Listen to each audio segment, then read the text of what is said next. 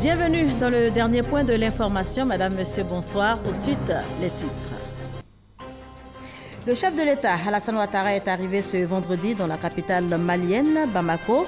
Le président de la République y est pour prendre part demain, samedi 22 septembre, à la célébration de la fête nationale du Mali aux côtés de son homologue Ibrahim Boubacar Keïta.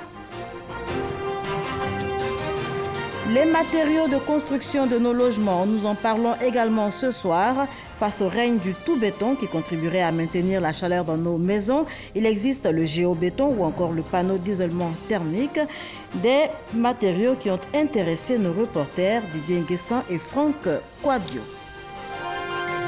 Et puis 136 morts en Tanzanie dans le naufrage d'un ferry et sur le lac Victoria. Une surcharge de l'embarcation serait à l'origine du naufrage. 4 jours de deuil national décrété dans le pays. On démarre avec ces images du chef de l'État, Alassane Ouattara, qui est arrivé ce vendredi dans la capitale malienne, Bamako. Le président de la République y est pour prendre part demain samedi 22 septembre à la célébration de la fête nationale du Mali aux côtés de son homologue Ibrahim Boubacar Keïta. Le président malien réélu le 16 août dernier pour un second mandat de 5 ans. Le président Alassane Ouattara séjourne donc depuis quelques heures maintenant à Bamako. Il est accompagné du Premier ministre ivoirien Amadou Ogon Coulibaly. Le vice-président de la République, lui, séjournait il y a quelques jours à Washington, aux États-Unis, dans le cadre de la cérémonie hommage rendue à André Young, figure emblématique de la lutte contre l'apartheid, et à l'occasion d'un Kablan Duncan a visité le musée d'art afro-américain. Jérôme Kofi Abola. Plus de 3 heures de visite. Quand cela se déroule dans le Musée national de l'histoire et la culture afro-américaine à Washington, on ne voit pas le temps passer.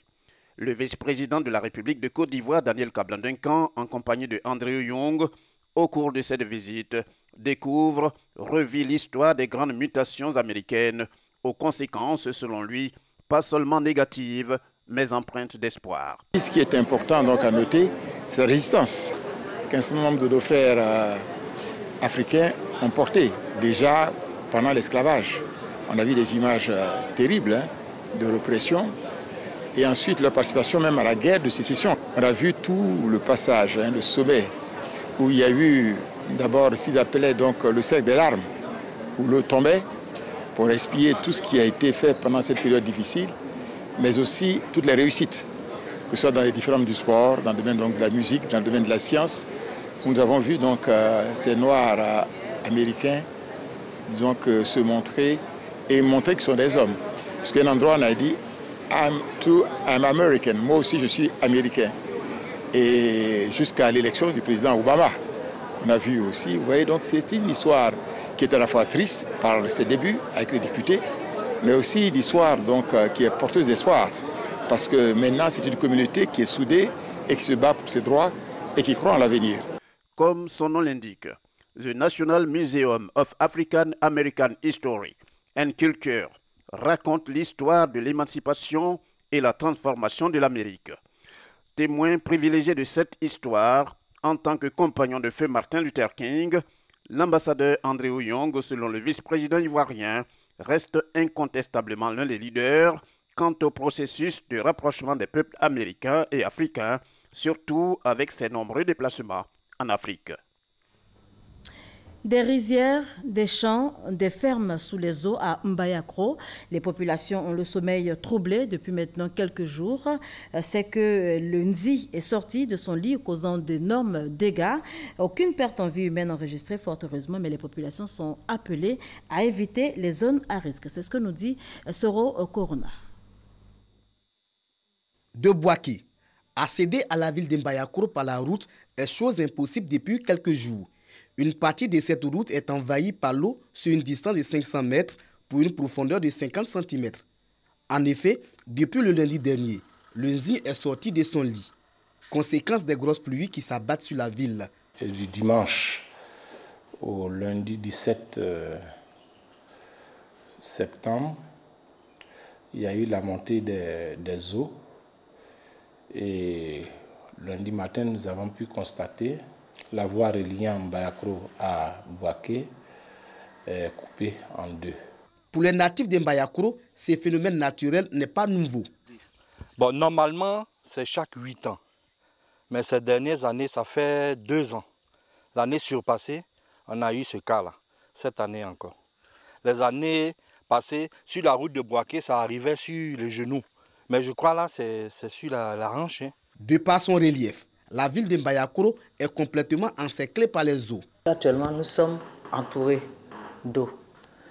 Du côté de Chinois-Kro, la voie est coupée. Les gens n'arrivent plus à aller au champ. Du côté de Oku-Kro, les gens, c'est pas pirogue, ils viennent en ville. Pour l'heure, aucune perte en vie humaine n'est enregistrée.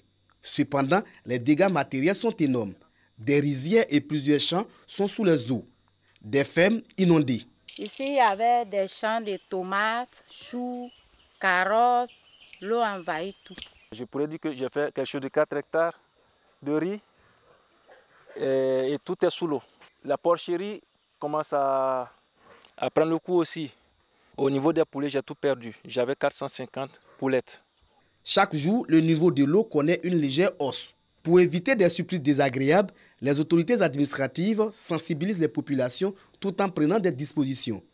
Nous avons envisagé des mesures au cas où cela arriverait. Ce serait de loger ceux qui habitent donc dans ces lieux-là, de les loger dans les établissements. La ville de Mbayakro n'est pas la seule localité à connaître cette situation. Plusieurs autres villes du pays, situées aux abords des fleuves et cours d'eau, vivent également les conséquences de la montée des eaux. Et justement, dans le cadre de la gestion des risques liés aux catastrophes, des experts venus de 50 pays d'Afrique et d'Europe sont en Côte d'Ivoire. Entre autres objectifs visés par ces experts, renforcer les services météorologiques et climatiques. Grâce Kandou. Experts nationaux et internationaux de la météorologie et de l'hydrologie venus de 50 pays d'Afrique et d'Europe sont à Abidjan. Ces experts réfléchissent sur la réduction des risques de catastrophes liés au climat tels que les inondations, sécheresses et feux de brousse. Objectif, trouver des solutions durables au phénomène. Ce forum vient réfléchir avec tous les experts internationaux et nationaux comment amener les bailleurs de fonds, comment amener les structures internationales qui travaillent dans le cadre du climat à venir exposer et trouver des solutions afin de faire face aux risques climatiques de plus en plus fréquents. C'est un moyen pour s'attaquer aux problèmes d'infrastructure, aux problèmes de connaissances, aux problèmes de transfert de technologie afin que nous puissions nous munir de données fiables permettant donc à nos producteurs, à nos décideurs d'avoir des données qui leur permettent de prendre des décisions idoines et qui faciliteront certainement la pratique de notre agriculture ou de nos systèmes de production.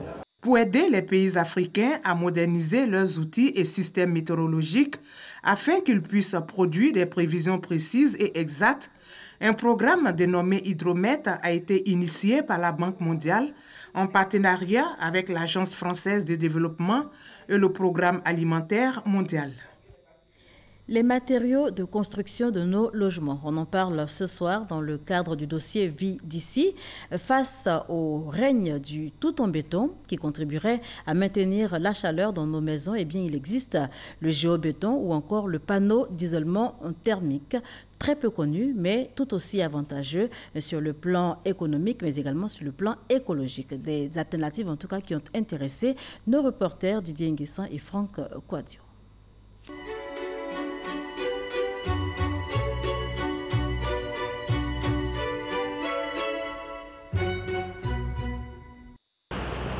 En ville, il règne en maître. C'est le recours systématique pour la construction des maisons. Pourtant, le béton est accusé de retenir la chaleur à l'intérieur des habitations. Le matin, lorsque vous vous levez, vous touchez le mur, il est froid. Disons aux alentours donc, de midi, 14h, ce mur-là, à force d'être exposé, vous allez vous rendre compte qu'il commence à être chaud. Voilà. Et le soir, c'est invivable dans la maison parce qu'en réalité, la fraîcheur qu'il reçoit à l'extérieur, il l'emmagasine et il repousse la chaleur à l'intérieur de la maison.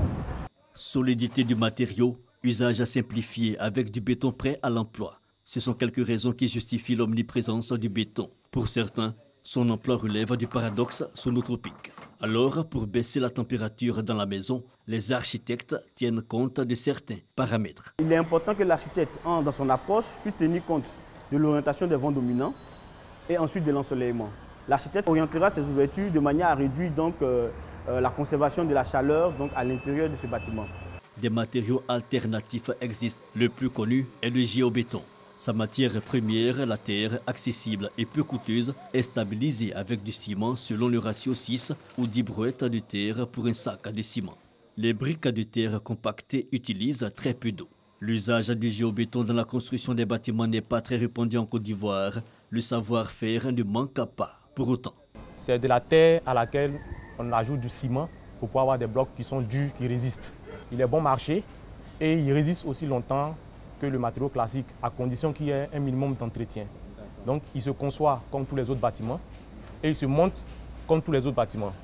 Seulement que les joints sont ici colmatés avec du mortier, c'est-à-dire un mélange de sable, de ciment et d'eau. Ce bâtiment a été construit il y a plus d'une vingtaine d'années et comme vous pouvez le constater, il tient toujours. Le recours au géobéton réduirait le coût de construction de l'ordre de 20 à 30%. Ce matériau contribuerait également à consommer moins d'énergie. C'est donc un matériau écologique et financièrement compétitif. Cependant, opter pour le géobéton implique un entretien régulier du bâtiment.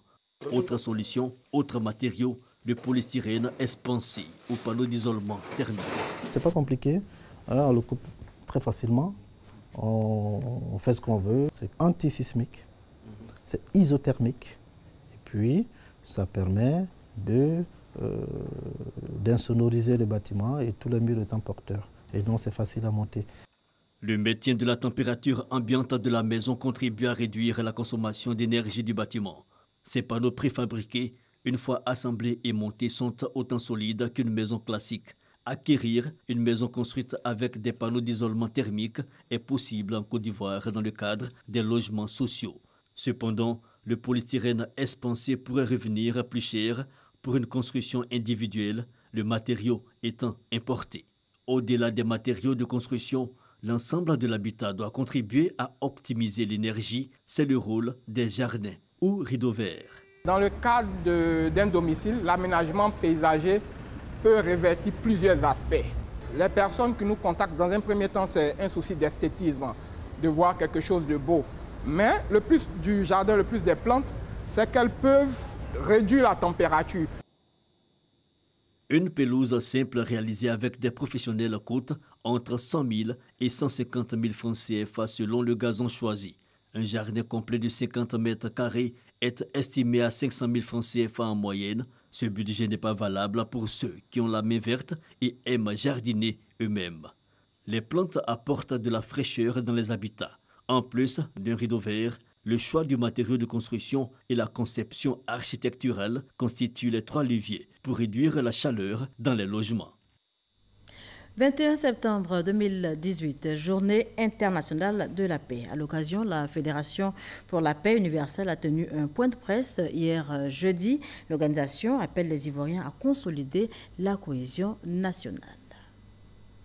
L'amnistie accordée à 800 personnes poursuivies ou condamnées par la justice en lien avec la crise post-électorale doit être un geste de paix suivi par les Ivoiriens, selon la Fédération pour la paix universelle, section Côte d'Ivoire. Dépasser les clivages et replis ethno-communautaires reste nécessaire pour une réconciliation nationale. Face à la situation sociopolitique qui prévaut, la Fédération pour la paix universelle interpelle les acteurs politiques. La Fédération pour la paix universelle, fidèle à sa vocation, invite les acteurs politiques de notre pays à rassurer davantage les Ivoiriens en faisant prévaloir leur qualité d'hommes et de femmes de conscience, n'ayant pour seul désir que la recherche de la paix pour la Côte d'Ivoire.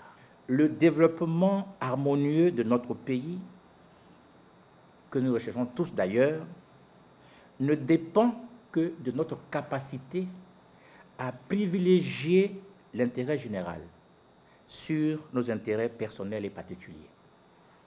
Il appartient donc à nous tous, leaders d'opinion, acteurs politiques ou membres de la société civile, j'inclus également les religieux, de faire en sorte que les Ivoiriens n'aient plus peur de l'avenir de leur pays. Les 19 conseils de paix de la Fédération pour la paix universelle, section Côte d'Ivoire, répartis sur l'ensemble du pays, devraient s'impliquer auprès des autorités locales pour sensibiliser à l'aube des échéances électorales. Salima Toudia et Grace Kondo signaient ce reportage. Toujours sur le même sujet, sachez que les Nations Unies ont distingué 11 personnalités à travers le monde, des personnalités qui œuvrent pour l'avènement d'un monde de paix. Au nombre de celles-ci, vous le voyez sur ces images, la ministre Mariatou Kone, chargée de la solidarité, de la cohésion sociale et de la lutte contre la pauvreté.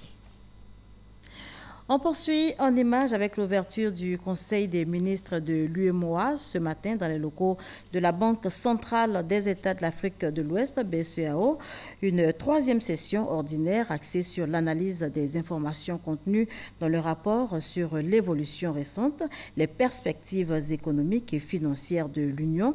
Notez également la désignation du commissaire contrôleur et des contrôleurs nationaux de la BCEAO à l'ordre du jour de cette rencontre.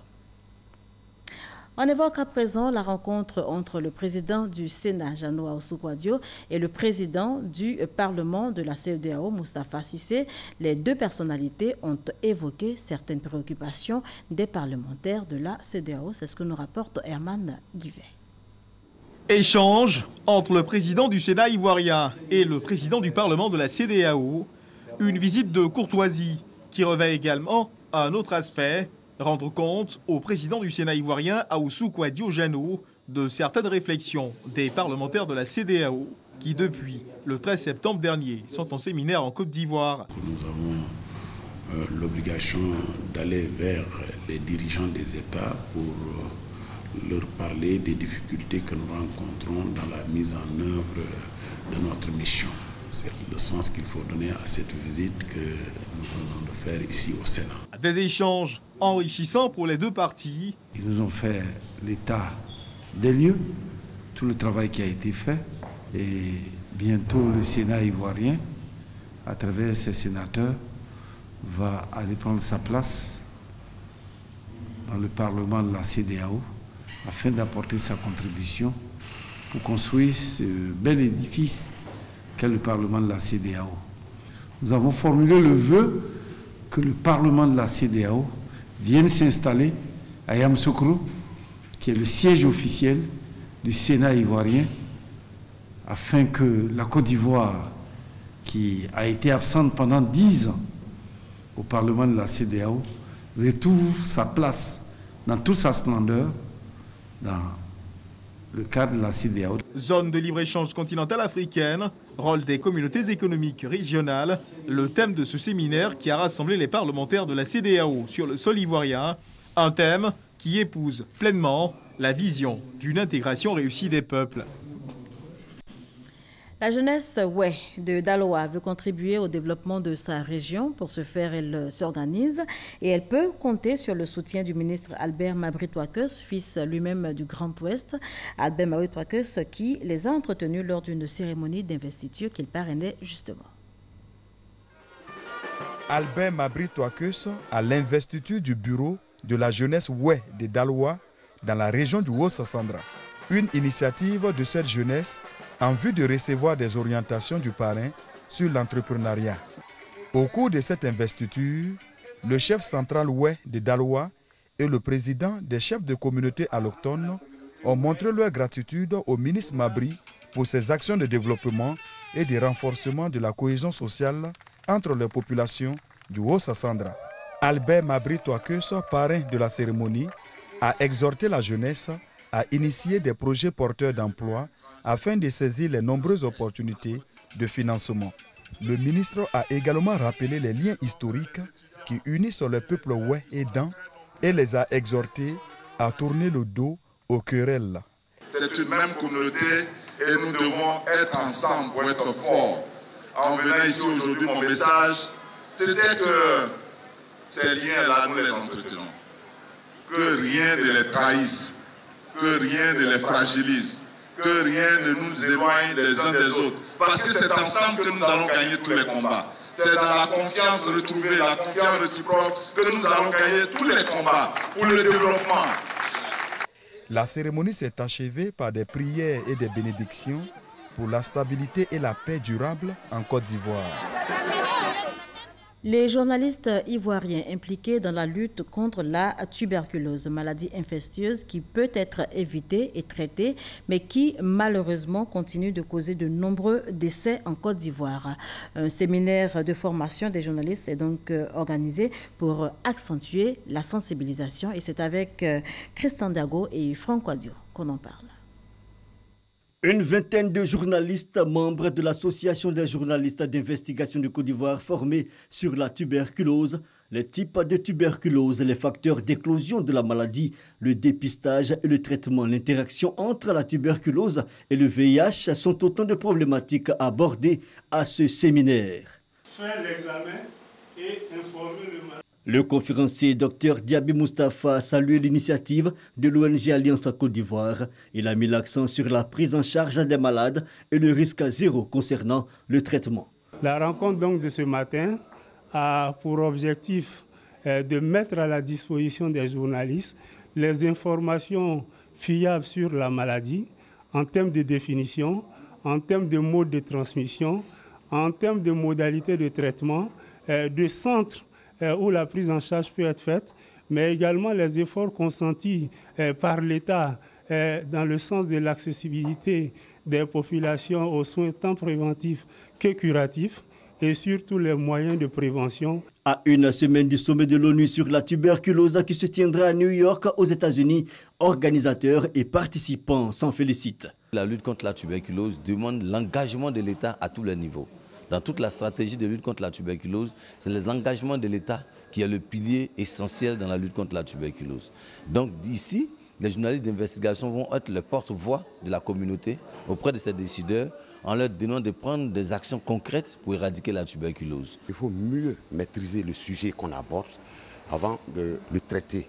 Et c'est dans ce cadre que j'ai demandé, parce qu'en prélude au prochain assemblée de l'ONU, sur la question, le 26 septembre, il fallait que nos journalistes, nous, journalistes d'investigation, on soit mieux outillés sur la question liée au traitement de la tuberculose et du sida. L'Organisation mondiale de la santé fait de 2018 l'année de plaidoyer pour la tuberculose. Le monde de l'art en deuil, l'acteur ivoirien Ahmed Souané a tiré sa révérence hier jeudi. Ahmed Souané, connu pour son rôle principal dans la série Dr Boris en 2008, il tenait également le rôle principal dans une coproduction entre la RTI et une major indienne, coproduction tournée dans les studios de Bollywood. On retrouve Franck Quadio. La mine sympathique et attachante, Ahmed Souané tranchait dans le décor de cet hôpital. La série fiction Dr Boris en 2008 lui collait bien à la peau.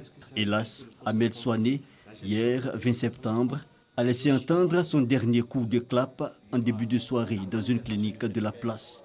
Un décès qui laisse orphelin le 7e art ivoirien. Ahmed Souané, un des porte-flambeaux de la nouvelle génération d'acteurs ivoiriens, s'en est allé.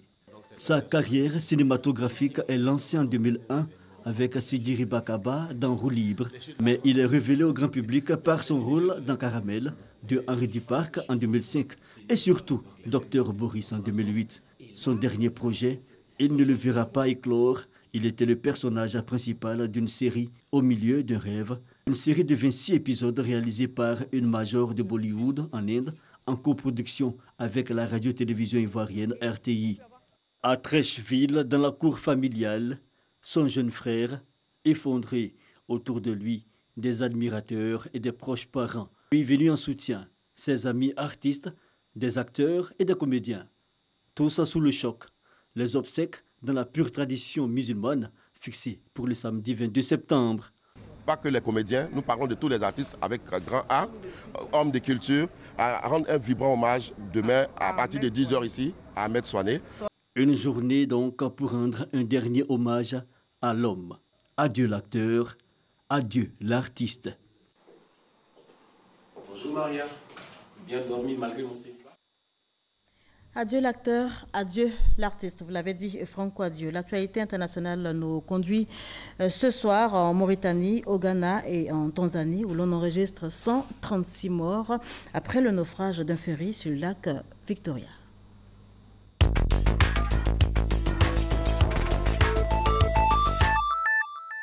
« 34 morts, 2 personnes disparues et des milliers d'autres déplacés. C'est le bilan du débordement du barrage de Bagré, situé à 30 km de la frontière du Ghana sur la rive droite du fleuve Nakambé au Burkina Faso. Environ 24 communautés sont touchées par le déversement de cette eau. Faute des premières mesures de secours aux sinistrés, les autorités ghanéennes ont recommandé aux habitants des villages situés près du fleuve Nakambé de s'éloigner des rives ou de s'installer provisoirement sur des hauteurs. Le Ghana et le Burkina Faso ont par ailleurs conclu un accord pour trouver une solution durable au déversement annuel du barrage de Bagré. Pas de changement de constitution en Mauritanie. C'est ce qu'a déclaré le président Mohamed Ould Abdelaziz. Appelé à se représenter alors que la loi l'en empêche, le chef de l'État assure qu'il ne compte pas modifier la constitution pour un 3e mandat, mais n'acceptera pas de laisser le champ libre à ceux qui ont détruit et pillé les ressources de la Mauritanie. Selon la Constitution, le président mauritanien doit quitter le pouvoir en avril prochain. Au moins 126 morts dans le naufrage d'un ferry sur le lac Victoria en Tanzanie selon le dernier bilan rendu public par le gouvernement ce vendredi. Un précédent bilan faisait état de 86 morts et 40 rescapés. Le bilan s'alourdit au fil des recherches des disparus. Le ferry Nyerere a fait un naufrage hier jeudi avec 400 passagers et des marchandises à bord. Les bilans sont souvent lourds à cause de l'absence de gilets de sauvetage à bord et du fait que beaucoup d'entre eux ne savent pas nager. La dernière catastrophe d'ampleur remontait à fin décembre 2016, avec une vingtaine de victimes dans le naufrage d'un bateau qui transportait des passagers vers l'Ouganda. 136 morts, bilan revu à la hausse. On faisait le point donc avec Laurent Sachaud et Abou Sanogo. Cette information, retour donc sur cette information pour terminer. Je vous le disais en début de journal, le chef de l'État, Alassane Ouattara, est arrivé ce vendredi dans la capitale malienne, Bamako. Le président de la République y est pour prendre part demain, samedi 22 septembre, à la célébration de la fête nationale du Mali, aux côtés de son homologue Ibrahim Boubacar Keïta. Le président malien, réélu donc depuis le 16 août dernier pour un second mandat de 5 ans. Notez que le président Alassane Ouattara séjourne donc depuis quelques heures maintenant à Bamako. Il est accompagné du Premier ministre Amadou Coulibaly. Voilà, et c'est sur ces images que je vous dis au revoir. Merci de nous avoir suivis. Passez une excellente soirée sur nos antennes.